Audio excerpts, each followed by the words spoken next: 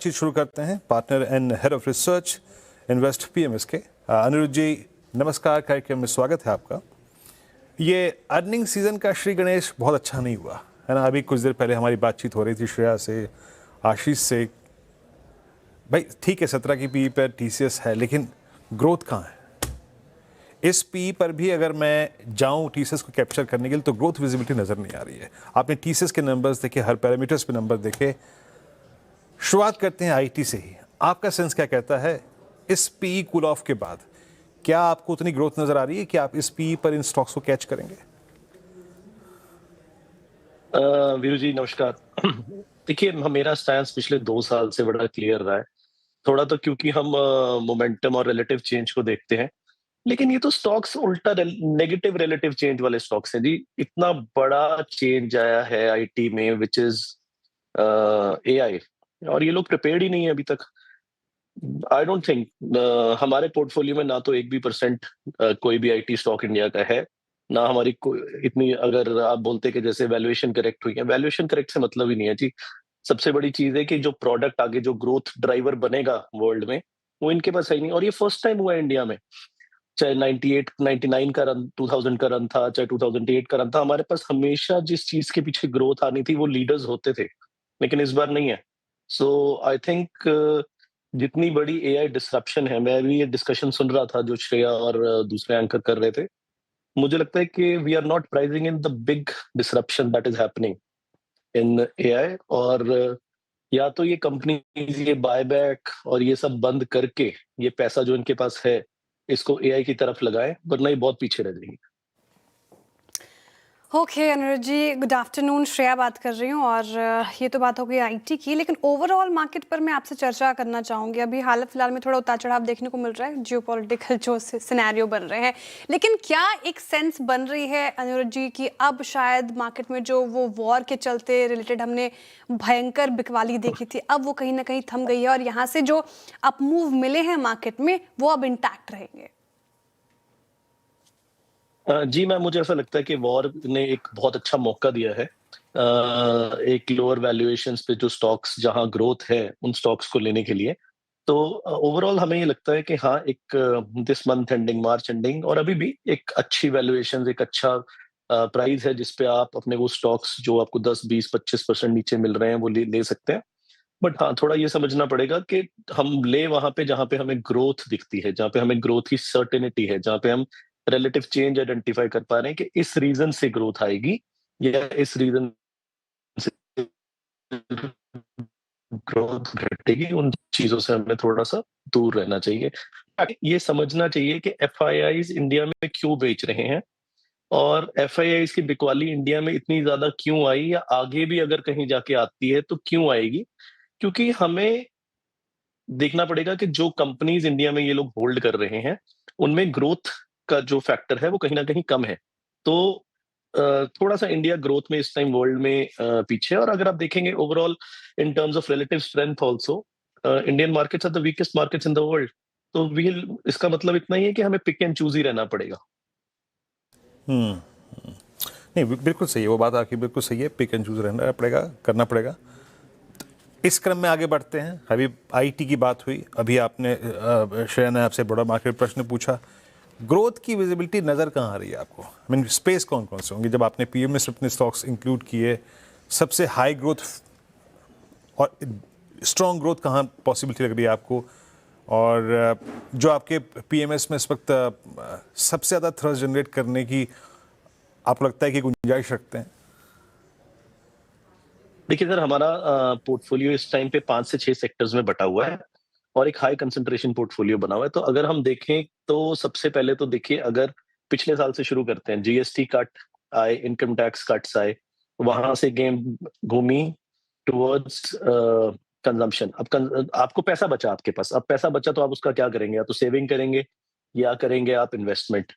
तो अगर आप इन्वेस्टमेंट करते हैं तो जो अब जो पुराना एफडी कल्चर था, आई थिंक वो कहीं ना कहीं कोविड के बाद इंडियन इन्वेस्टर है जो, या इंडियन सेवर है वो, इक्विटी कल्चर में एंटर कर चुका है और एफडी कल्चर से दूर जा चुका है। This is a reality. तो जितने भी एएमसीज और डिस्ट्रीब्यूटर्स और फाइनेंशियलाइजेशन ऑफ एसेट्स में जब चाहे वो एक्सचेंजेस हों, ये सारे स्टॉक्स हमें ऐसा लगता है कि इनमें एक अच्छी ग्रोथ, एक डबल डिजिट अच्छी growth, higher double digit growth, जैसे कि 20-1% की ग्रोथ, 15 से 20% की ग्रोथ इनमें देखी जा सकती है आने वाले टाइम में भी। तो कहीं न कहीं हमें लगता है कि ये मार्केट के अच्छे स्टॉक्स में रहने चाहिए। दूसरा सेक्टर जो हमें अच्छा लगता है, हमें ये लगता है कि देखिए लेंडिंग की नई बुक्स कौन बना रहा है? तो ऑल दोस अगर आप इस क्वेश्चन को आंसर कर लेते हैं कि नई बुक्स कौन बना रहा है, रादर देन कि 10 साल से बनाई हुई बुक्स पे हेवी कौन है, तो आपको कहीं न कहीं लेंडर्स में बहुत अच्छी ग्रोथ देखने को मिलेगी बिकॉज़ देखिए पब्लिक सेक्टर बैंक्स देखिए कितने अच्छे रिजल्ट्स आए पिछले क्वार्टर और आई एम वेरी श्योर कि इस क्वार्टर में भी बहुत ही अच्छे रिजल्ट्स इनके रह सकते हैं। कहीं न कहीं नई एनबीएफसीज़ और नए प्राइवेट सेक्टर बैंक्स में भी हमारी थोड़ी रुचि हमें दिख रही है।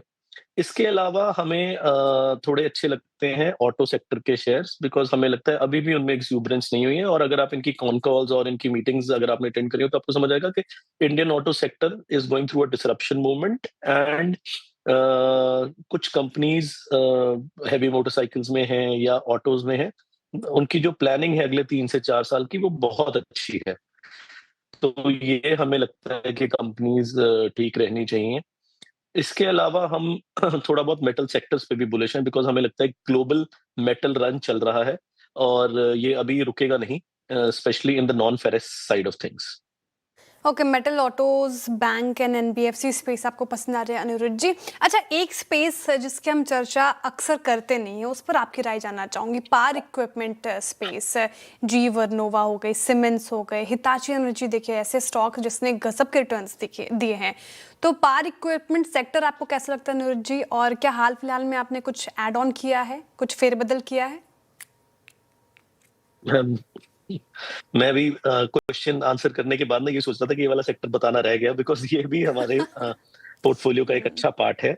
हाँ, तो अब देखिए, अब मुझे इंडिया में देखिए one thing is very, very clear अगर आप क्लाउड यूज़ करते हैं, अभी तक हमारा ज़्यादा क्या कहते हैं ना कि हम लोग उतने टेक सेवी नहीं है फाइनेंस वाले लोग, लेकिन अगर आप क्लाउड यूज़ करते हैं, आप चैट जीपीटी और वो गूगल का जेमिनी यूज़ करते हैं, तो आपको ये समझ आ चुका है कि देखिए दुनिया तो चेंज हो रही है और आने वाले टाइम में मेमोरी की और पावर की डिमांड बहुत रहने वाली है and it is gonna increase at a very, very fast rate.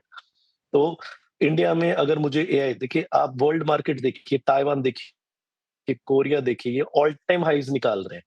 मतलब अगर हम 26,300 वाले हाई पहले तो इस रन में ये 70-70 75-75% ये पहले बढ़े हुए हैं। हम नीचे से मतलब अगर हम 21,800 से बोलें तो हम 10% तेज़ हैं, ये 80% 70% तेज़ है। तो कहीं न कहीं एक बड़ा क्लियर दिख रहा है कि जो भी इकोनॉमीज़ या जो भी कंपनीज़ इस नए डिसरप्शन को जल्दी अडॉप्ट कर पा रही हैं, मार्केट उनको एक अच्छा प्राइस दे रहा है। तो अगर इंडिया में हमें एआई थीम खेलना है या इंडिया में हमें देखना है कि इस थीम में कौन सेक्टर्स बेनिफिट करेंगे तो उसमें ऑफ कोर्स ये जो एंसिलरीज हैं जो पावर एंसिलरीज हैं all these power equipment manufacturers they will do phenomenally well because आने वाले टाइम में everything in anything is gonna be operated out of power. Okay, एक दो प्रश्न और लेता हूँ यहाँ पर। आपने मेटल्स की बात करी, आई मीन कमोडिटीज़ में। मैं इस पे इनफेक्ट आ ही रहा था। अच्छा, ये पोस्ट वॉर या फिर एक ऐसा दौर जब यूएस में इन्फ्लेशन फिर बढ़ रहा है, लेकिन अब देखिए नए फेड गवर्नर आते हैं तो वो क्या करेंगे? आपको क्या लगता है, आई मीन गोल्ड कैसा किरदार निभाएगा? राइट नाउ इट्स 150, 1,50,000 के आसपास। गोल्ड पे आपका टेक क्या है इस वक्त? वीरेंद्र जी क्या है कि जो दोनों प्रेशियस मेटल्स हैं ना they ran a little ahead of their time. तो इसलिए अब हम ये कह सकते हैं कि कहीं ना कहीं गोल्ड और सिल्वर में जो एग्जूबरेंस हम अगर आपने पहले भी याद करें तो हम एग्जूबरेंस को बहुत ट्रैक करते हैं।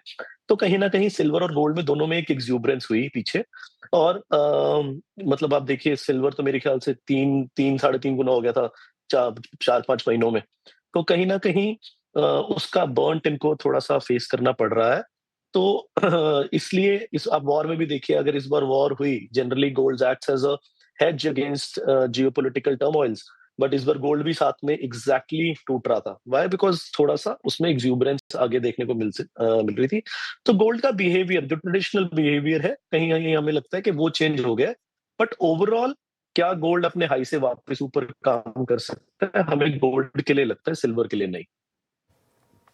ठीक है, तो ये गोल्ड और सिल्वर पर आपका व्यू हो गया। अच्छा अनिरुद्ध जी, एम्फी डेटा आया आज और काफ़ी इंप्रेसिव आंकड़े आए। मतलब मार्च में मार्केट गिरा लेकिन निवेशकों ने अपनी इन्वेस्टमेंट एसआईपीज बंद नहीं की, इनफैक्ट वो अब ऑल टाइम हाई पर है। एक और चीज़ काफ़ी इंप्रेसिव रही, दैट इज़ ब्रॉडर मार्केट्स में बाइंग लौटी है। मिड कैप और स्मॉल कैप में सबसे ज़्यादा बाइंग आई है। तो ये मिड कैप और स्मॉल कैप में अगर आप बता सकें कि किसका पलड़ा भारी है, अगर थोड़ा सा बता सकें आप, थोड़ा और दिशा दे सकें, तो क्या बताएंगे सर? मैम, ये एक बहुत पॉजिटिव न्यूज़ है। देखिए 9 तारीख से ये फिनोमेना इन प्लेस है, जहाँ पे हमने देखा कि 9th ऑफ मार्च से मिड कैप्स और स्मॉल कैप्स ने निफ्टी को आउट परफॉर्म करना शुरू कर दिया, and that becomes a first signal कि मार्केट में ओवरऑल जो हेल्थ है वो ठीक है। निफ्टी को तोड़ के ओवरऑल फियर क्रिएट किया जा रहा है, और एफआईआईज जो कि निफ्टी में ज्यादा बाय करते हैं, निफ्टी स्टॉक्स में ज्यादा बाय करते हैं, अब सेलिंग में वही बचे हैं, और वो भी हमें लगता है कहीं ना कहीं एग्जॉस्ट हो रही है। और जो एम्फी के डेटा की आपने बात करी, वो मैम मुझे ऐसा लगता है ये we are just starting out. AMFI का डेटा ऐसे ही बढ़ता रहेगा, क्योंकि इंडियन इन्वेस्टर को समझ आ गया है कि वर्स्ट केस सिनेरियो मेरे पास कुछ नहीं होगा तो मैं आर्बिट्राज फंड में लगा लूंगा। आर्बिट्राज फंड में 6.5-7% लेके मैं लॉन्ग टर्म कैपिटल गेन्स या मुझे बिजनेस इनकम वाले जो एफडी में लॉस होते हैं वो नहीं होंगे। तो कहीं ना कहीं हमें ऐसा लगता है कि जैसे मैंने पहले भी बोला, we are very bullish on the financialization of assets, all these distributors and AMCs and stuff। तो हमें ऐसा लगता है कि इधर आने वाले टाइम में भी डेटा बढ़ के ही आएगा।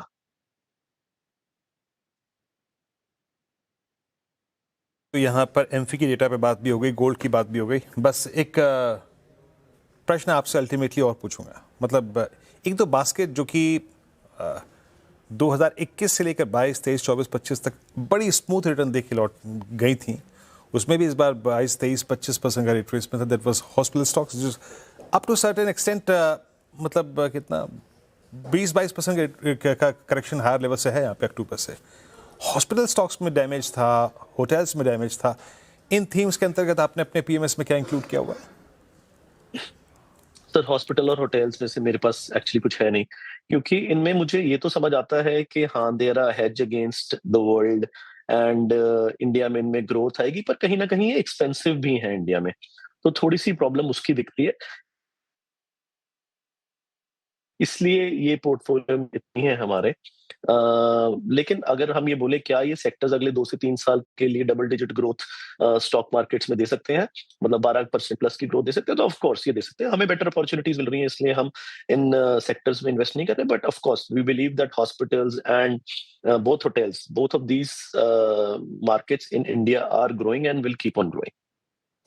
ओके, तो ये बात हो गई हॉस्पिटल्स और साथ ही होटल स्टॉक्स के ऊपर। बहुत शुक्रिया अनिरुद्ध जी आज हमारे साथ जुड़ने के लिए, तमाम स्पेसेस पर, साथ ही मार्केट पर अपनी राय रखने के लिए। अब आगे बढ़ रहे हैं और देखिए निफ्टी फिर से